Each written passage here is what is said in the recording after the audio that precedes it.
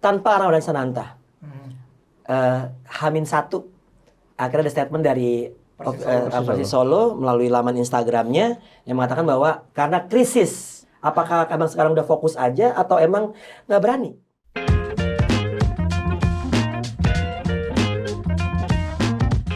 Welcome back to Discord, diskusi olahraga bareng Rais dan Donzol dan juga Estu Ernesto Pogo. Pogo artinya apa kemarin? Nggak penting juga sih. Iya. Pogo apa, Mas? Itu kalau musik ska. Oh, begini. Pogo. Dia tuh manis di atas bibir begitu. Anjing anak-anak 90-an banget. Tipex. Hey, kemarin Indonesia melanjutkan tradisi kemenangan. Iya, kemenangan ya. Artinya dengan skor 2-0 lawan Kirgistan. Iya.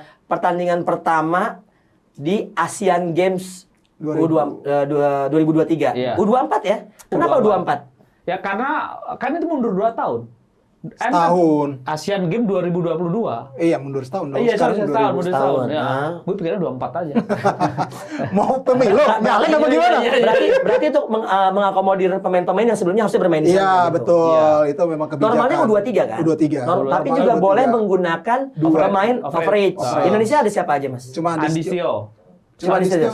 Andisio sama ini dong si Rahmat Irianto. Rahmat Irianto tuh umurnya berapa? Rahmat 24. Irianto ya enggak, Rahmat Masih Irianto bisa juga berarti. Kan enggak. under.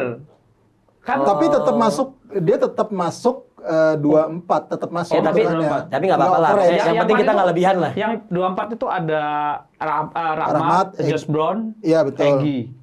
Egy 23 nih masih. Egy bukan Egy, satu lagi ada 4 pokoknya. Yang pokoknya yang di atas 25 si Andi. Sama Abi Sahnya Nabi Oh Manyu. iya, selain Nabi Manyu juga ya. Dan kita tahu bahwa kemenangan 2-0 itu diraih dengan permainan yang belum meyakinkan karena belum Ya. nyetel dan kalau menurut lo dulu Is, Ah. yang tentunya lo nonton dong pasti. Jebakan banget ya, Pak. Lo cinta banget sama timnas Indonesia pasti kan? Pastinya. Gimana Is? Kalau gua melihat di pertandingan kemarin memang ya kalau dia bilang sempurna ya enggak lah pasti loh. Kita banyak masih ada beberapa yang harus diperbaiki ya, masih ada salah passing itu masih terjadi gitu. Dalam serangan juga masih mengalami kebuntuan. Yap. Itu juga harus disadari bahwa kita memang tidak ada striker yang benar-benar mumpuni sekarang. Setelah Ramadan Sananta tidak jadi dilepas oleh Persis Solo. Tapi yang menjadi nilai positif dari tim kemarin adalah banyaknya alternatif-alternatif yang bisa dijadikan sebagai juru gedor. Nah, ini yang menjadi poin plus di tim kemarin. Ketika ada Ramai Rumakik yang bisa menjadi solusi, Yes. ketika dia muncul dari lini kedua, dia dengan aksi individu ya, Yep. dengan aksi individunya dia gitu. Kemudian ada Hugo Samir yang dimasukkan sebagai pemain pengganti dan dia mampu dengan skill individu kecepatannya dia memaksimalkan peluang yang dia miliki untuk menjadi gol. Ini menjadi salah satu hal yang cukup positif yang cukup mengembirakan bagi kita di tengah krisis striker murni yang kita miliki. Kalau lo Mas, Estu? Hugo Samir keren. Cuma ya secara permainan belum nyetel. Jadi hanya individu-individu dan kita lihat bahwa ini momen menurut saya sih momen ketika Ramai Rumakik balik. Dia mungkin kepercayaan diri dia akan naik lagi dengan seperti ini. Yes. Sintayong mungkin akan memakai lagi karena sebenarnya dia 2020 ya yang di Singapura itu 2021 itu dia sangat jadi andalan gitu. Nah, ketika sekarang ini bermain di ini kan sebenarnya turun grade semua kan. Dia satu-satunya pemain Liga 2 juga loh sekarang. Iya, satu-satunya pemain Liga 2 dan ini menurut saya ini bagus tapi secara individu dulu. Secara permainan belum ya, maksudnya belum terlihat jika dibandingkan dengan 2 event sebelumnya yang mayoritas pemainnya hampir sama kan ada Piala AFF U23 ada kualifikasi. Ada kualifikasi yang paling terdekat sih itu berbeda apalagi dibandingkan SEA Games yang dapat emas ini masih belum belum optimis boleh tapi belum terlalu yakin gitu loh. Tanpa Ramadan Sananta. H-1 akhirnya ada statement dari Persis Solo melalui laman Instagramnya yang mengatakan bahwa karena krisis striker, Irfan Jauhari bla bla bla segala macam. Tapi yang menarik tidak ada reaksi keras seperti halnya Persija dan PSM kemarin. Kalau menurut lo, apakah abang sekarang udah fokus aja atau emang nggak berani? Bukan masalah gak berani, sebenarnya kan negosiasi itu udah berjalan ya. Kalau dari pengetahuan gue negosiasi itu udah berjalan. semua sudah dilakukan dan tadinya awalnya memang smooth, semua diizinkan. Gue juga salut ya, maksud gue bagaimana bentuk negosiasi komunikasi yang dilakukan oleh Coach Indra Safri maupun dengan tim BTN yang sekarang gitu kepada klub-klub sehingga mau melepas beberapa pemain yang memang sebenarnya inti juga. Betul. Inti juga gitu di klub maupun di timnas kita ya untuk U23 gitu. Nah, ini menjadi suatu hal yang sangat luar biasa. Bahkan Egy pun tadi sempat nggak mau dilepas sama pelatihnya kan? Sama Jan Oldari Kering kan? Dikritik itu. Ini event apa? Gitu. Iya, makanya. Dan ini ya kita juga salut kepada klub-klub yang rela melepas pemain. Dan ini mungkin juga disadari ya sama timnas sendiri maupun Coach Indra Safri. Dia sudah tidak punya kesempatan untuk ganti pemain di H-1 gitu. Ya mau bikin apa lagi kalau misalnya klubnya butuh, ini bukan kewajiban klub juga sebenarnya untuk ngelepas sebenarnya karena di luar agenda FIFA gitu loh. Oke, pertanyaan berbeda. Sekrusial itukah seorang Ramadan Sananta di Persis Solo? Iya dong. Iyalah. Karena sekarang nih Rodri lagi pulang kampung. Kenapa Rodri pulang kampung? Nah itu ada katanya sih masalah isu keluarga family gitu. Tapi memang Rodri juga banyak dikritik. Banyak karena nggak terlalu tajam. Satu nggak terlalu tajam. Ketika kemarin lawan Persis PSIS menang itu gini dong, ada Riyandi nggak ada Rodri, kita bisa mainnya enak gitu loh. Jadi ini bukan soal hasil ya, lebih ke mainnya enak gitu. Itu kritikan seperti itu. Terus cuma ada Roni di situ, ada Roni dan Irfan Johari kita tahu cedera akan kakak dibawa ke Jerman. Nah, artinya tidak ada pemain nomor 9 dan ini menurut saya Persis musim ini itu tergantung dengan pemain nomor 9 walaupun Alexis Mesidoro cukup ini ya masih cukup dominan sama si CDB ya. Sama CDB tapi CDB muter terus gitu. Iya, dia emang dia minyak obat nyamuk dia muter. Tapi menarik karena memang akhirnya polemik sebelum turnamen sekarang udah nggak ada ya. Jadi kita nggak bisa ngomongin lebih banyak ya. Iya. Karena kan kita emang nyari-nyari yang itu-itu aja gitu sebetulnya. Tapi Egy Maulana Fikri tadi lo bilang dilepas sama pelatihnya dan kita tahu bahwa Egy punya peran penting di tim di Asian Games ini. Kalau dari Mas Estu ngelihat permainan Egy kemarin, Egy kembali tetapi belum fungsinya sedikit berbeda ya. Nah, ini akan sedikit berbeda. Saya yakin dengan tidak adanya Ramadan Sananta dia akan lebih didorong ke depan. Lebih ke depan second striker. Lebih ke second striker. Bukan biasanya kan dia lebih banyak di winger gitu. Nah, ini lebih ke striker. Mungkin bisa didorong ke pemain nomor 9 gitu. Bisa jadi dia karena kita tahu kan cuma ada Titan Agung dan Hugo Samir.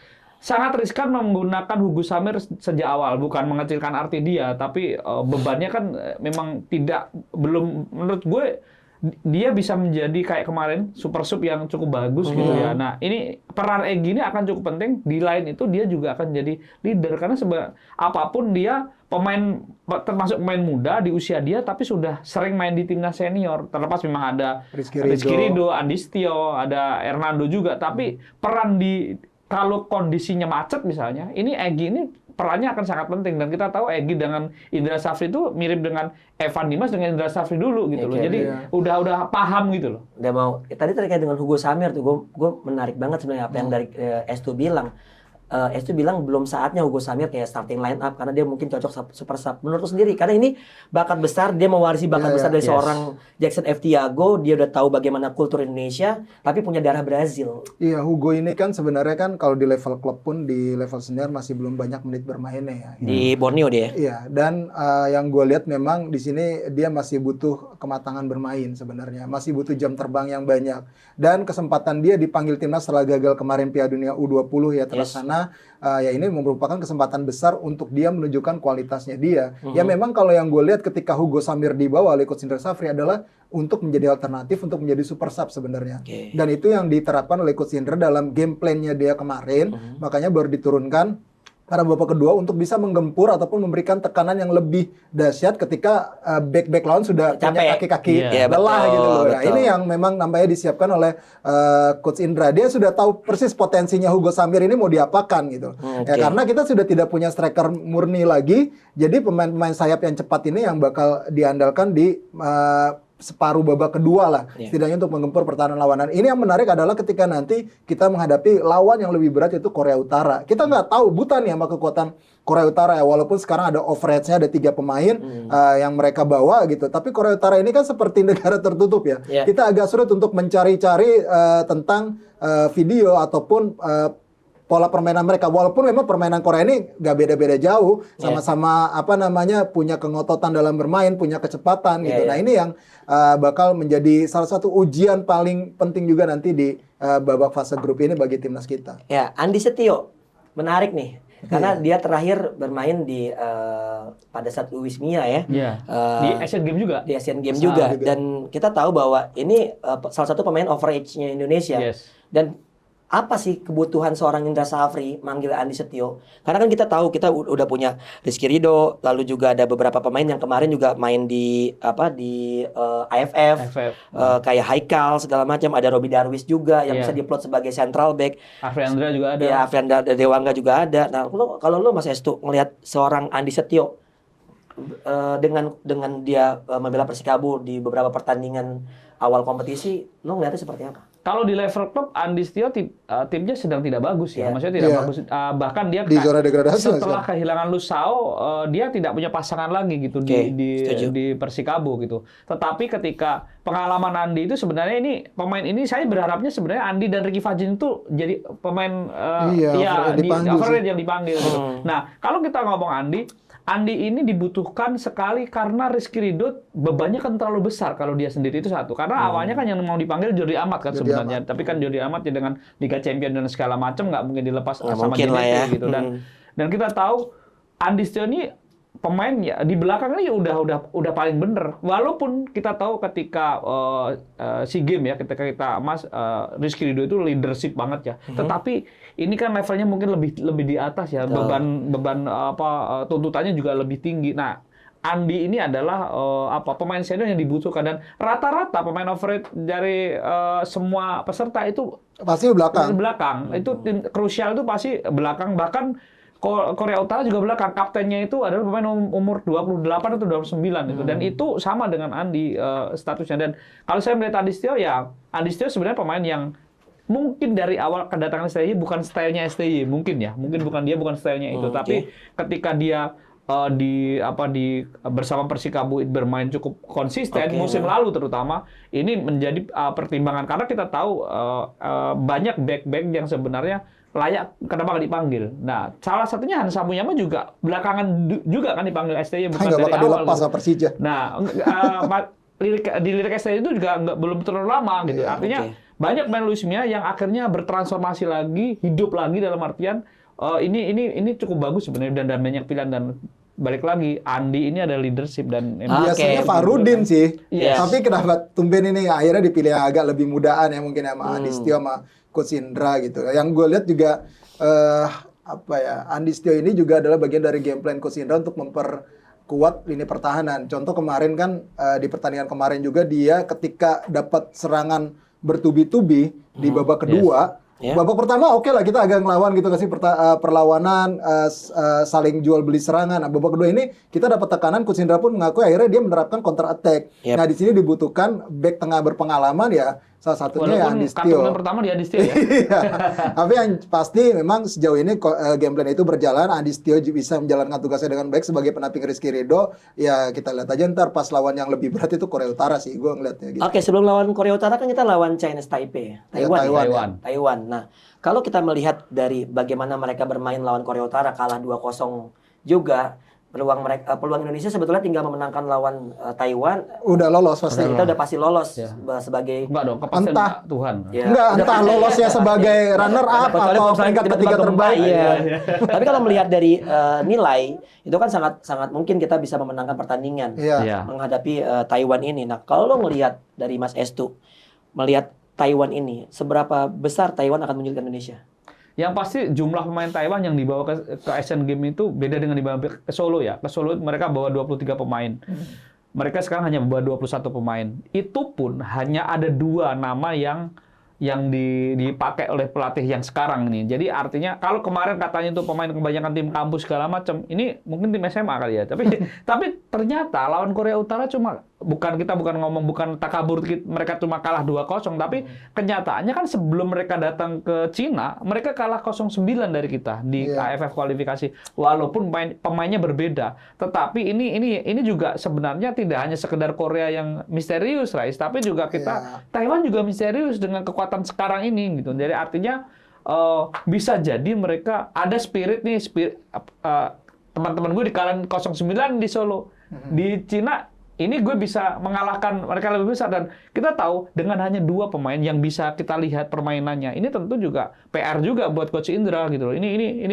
Ini misterius lagi nih, jadi tetap harus waspada lah, walaupun kita kalau secara apa ya, kemampuan mungkin kita di atasnya, tetapi kembali lagi Taiwan tim yang berbeda dari yang di Solo, dan ini perlu kewaspadaan. Kalau berkaca dari juga laga Taiwan versus Korea Utara yang cuma kalah 0-2 gitu, ini berarti bukti bahwa Taiwan bukan tim yang ecek-ecek juga. Iya, karena Korea Utara bisa ditahan sampai cuma menang 0-2. Yang terlepas dari Korea Utara mungkin dia juga dalam masa yang transisi untuk bisa beradaptasi dan masuk fase kompetisi, tapi ini membuktikan bahwa Taiwan sebenarnya tim yang tidak bisa dianggap remeh. Tapi kalau gue punya statement terkait dengan semua, kalau kita bicara turnamen, menghadapi pertandingan pertama itu nggak bakalan bagus langsung mainnya gitu. Banyak contoh-contoh kayak di Piala Dunia saat Argentina bisa juara Piala Dunia, pertandingan pertama bahkan kalah sama Arab Saudi. Dan gue melihat Indonesia pun seperti itu di beberapa turnamen. Di AFF kemarin pun kita tahu bahwa nggak smooth permainan sampai akhirnya kita final dan kalah adu penalti pun menurut gue permainan terbaik itu pada saat semifinal lawan tuan rumah Thailand gitu kan. Jadi ada peak performance, ada mood yang diatur juga oleh pelatih, bagaimana pemain juga bisa konsisten atau minimal tidak turun terlalu jauh dalam sebuah turnamen. Nah, kalau kita bicara Korea Utara, lagi-lagi lo juga bilang bahwa mereka tidak terdeteksi segala macam. Tapi kalau peta kekuatan, Korea Utara pernah main Piala Dunia kan? Yes. Nah, mereka setidaknya memiliki pemain, artinya secara pembinaan mungkin bagus walaupun tertutup tadi. Beberapa pemain pun pernah bermain di liga-liga Jong Tae-se lama besar di Liga Jepang. Nah, itu dia. Maksud gua apa sih yang maksudnya perseteruan Indonesia dan Korea Utara nanti? Menurut lo kita bisa nggak sih juara grup? Artinya kita punya peluang nggak? Ini kelompok jatuhnya kan bukan senior sebetulnya, kelompok umur sebetulnya. Kalau saya sih, saya optimis Indonesia bisa juara grup, bahkan bisa sapu bersih kemenangan. Tetapi balik lagi lah, kalau kita bicara soal Korea dengan 3 pemain senior mereka, kiper, back, dan juga gelandang, mereka itu juga serius sebenarnya di tim ini mempersiapkan di kompetisi ini. Iya, dan kita tahu Korea tertutup, tapi Korea itu 8-2 udah lolos Piala Dunia. Iya. Terus 2006 ya, mereka lolos Piala Dunia walaupun kalah banyak dari Portugal waktu itu. Tapi level mereka itu sebenarnya level individu, secara individu dulu kan sepak bola kan tim, walaupun tapi secara individu mereka punya banyak pemain yang talenta-talentanya. Iya, ada satu pemain catatan penting walaupun dia belum mencetak gol, dan yang cetak gol itu pemain nomor 11 itu 2 gol brace, tapi pemain nomor 10 nama-nama Ro lah itu menurut saya ini pemain yang harus diwaspadai. Pergerakannya bagus banget dan dia bisa ngebuka celah gitu loh, dan ini yang dimanfaatkan oleh para pemain-pemain terutama lini depan mereka, dan pemain 10 ini yang menurut gua kita harus tahu lah, ini pemain ini model-modelnya udah model kayak pemain Korea, kayak Jepang gitu-gitu. Ya raskudeng banget lah cara mainnya gitu. Dan menurut saya harus waspada itu. Tetapi gini, yang pasti sebelum Korea kita menang dulu lawan Taiwan. Dan ketika kita sudah menang, walaupun nanti juga akhirnya menang, tetapi bebannya kan sedikit berkurang gitu. Dan sudah bisa merotasi pemain dengan lebih enak gitu. Oke, Skol. Kalau gue ngeliat Korea Utara ini kan, ini menariknya ya. Sebenarnya tuh Korea Utara itu kita pernah hadapi waktu itu di Pyongyang.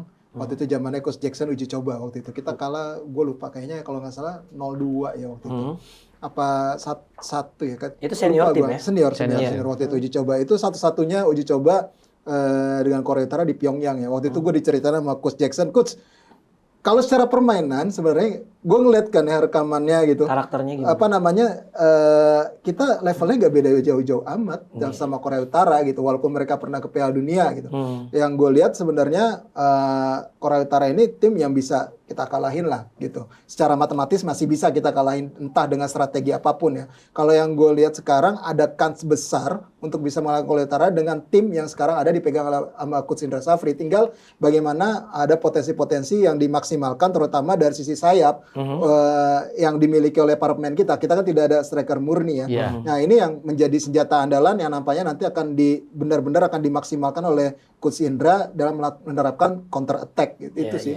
Dan kita bicara sekarang peluang kita ya, Indonesia masuk ke babak 16 besar. Itu peluangnya sangat besar setelah kemenangan kemarin lawan Kirgistan. Tapi sampai mana sih lu berdua punya prediksi gitu. Artinya kan dengan satu ada 6 grup, lalu juara grup dan runner up lolos plus 4. Berarti kan 4 peringkat 3 terbaik ya. Sebetulnya kan mudah aja lolos 16 besar nih. Lolos Indonesia 16 sih besar udah lolos lah ini hitungannya kalau menurut gua ya. Tapi kalau kita lihat lagi, kita nanti akan ketemu siapa-siapa yang kita waspadai. Negara-negara kayak ada Jepang ya kan, ada juga Qatar, ada Uzbekistan yang notabene negara-negara kayak Iran, lalu juga ada Arab Saudi juga di sana. Kita tuh ini mesti lihat ininya ya, bagiannya tapi kita kan nggak bakal tahu dengan peringkat 3 terbaik itu agak susah sih. Agak susah sih. Agak susah membaca. Kalau kita juara grup F, kita ketemunya runner up grup E. Runner up grup E. Kalau kita juara grup F itu antara Thailand, Bahrain atau Kuwait. Kayaknya sih Thailand sih. Kalau gue ngeliat Thailand. Oh, ada Korea Selatan. Korea Selatan kan udah pasti juara. Iya, Korea Selatan, Bahrain, Thailand. Ya, kalau kita runner up grup F, mana nih runner up grup F, ketemunya Korea Selatan. Oke. Ketemunya Korea Selatan. Kalau kita peringkat 3 terbaik, ketemunya juara grup C. Itu adalah antara Uzbekistan sih kayaknya. Karena Hong Kong kan ya karena Suriah sama Afghanistan ini mengundurkan diri. Jadi ya udah kita mending ketemu Uzbekistan aja dah. Jangan peringkat 3 atau enggak ya itu aja Thailand atau aja. enggak kita juara grup kita ketemunya Thailand agar lebih daripada langsung ketemu Korea Selatan yang ambisi. Kalau kita nggak usah ngomong milih lawan ya. Kondisinya adalah ini menurut saya ini Asian Games kali ini tidak seperti 2018 yang banyak pemain pemain bagus datang gitu. Jadi ini banyak hal yang kecuali Thailand memang meliburkan liganya hampir 2 minggu dan mereka menggunakan hampir pemain yang pilihan Isara Sritaru bisa dipakai semua. Tetapi negara-negara tidak seperti itu. Bahkan menurut saya kemenangan 2-0 Korea Utara ini juga karena kondisinya memang tidak full tim dan beberapa pemain lain ya cuma Korea menang 9-0 ya. Korea menang 9-0, yang lain kemenangannya nggak terlalu mengejutkan. Jadi artinya secara kualitas nggak beda-beda jauh lah. Bahkan sama Thailand seri loh. Tapi Korea Selatan ini punya ambisi besar banget sampai mendatangkan yang pemain di Eropa itu untuk bisa main seperti Son Heung-min. Jadi memang Korea Selatan ini punya ambisi banget untuk bisa menjadi medali emas di sepak bola ini untuk mempertahankan gelar mereka. Jadi ya kita punya kans besar juga kalau kita jadi runner up, berarti kita ketemu Korea Selatan ini. Oke, last. Kans besar ketemu Korea Selatan. Kira-kira Indonesia nembus nggak babak 4 besar seperti yang pernah terjadi di tahun berapa? Kita terbaik. 86. Ya, 86. Ya, artinya kita pernah sampai yang terbaiknya di Asian Games itu adalah semifinal. Kira-kira kita bisa nggak mengulang prestasi semifinal? Kalau persenannya saya sih ke semifinal di bawah 70 lah ya. Tapi kalau kita lolos dari setelah 16 besar, saya bisa mengatakan hampir 80-90 lah. Lo yakin kita lolos sampai 8 besar ya? Iya. Minimal ya? Iya. Minimal 8 besar? Minimal 8 besar. Kalau nggak ketemu Korea Selatan, minimal 8 besar. Ya kalau ketemu kita ngumpet aja. Kan ada STY. Iya, aman lah. Oke, Scorer, jangan lupa like, comment, share, and subscribe YouTube channel Skor Indonesia. Kita akan selalu membahas, kalau kita bertiga selalu ngomongin bola lokal ya. Iya. Bola lokal dan semoga nantinya juga teman-teman bisa interaksi ke kolom komen. Kurangin head speech, please. Saya kadang-kadang jawabin kok. Iya, jadi kalau Estu ini kebetulan kan emang antara bengong sama nganggur bentrok. Jadi dia punya ada waktu untuk balas-balasin komen. Kalau gua ya mungkin lo tau lah ya. Iya. Kesibukan gua bacain komen Estu. Oke, sekarang gue Doni Zola. Gua Rasatan. Resto. Ciao.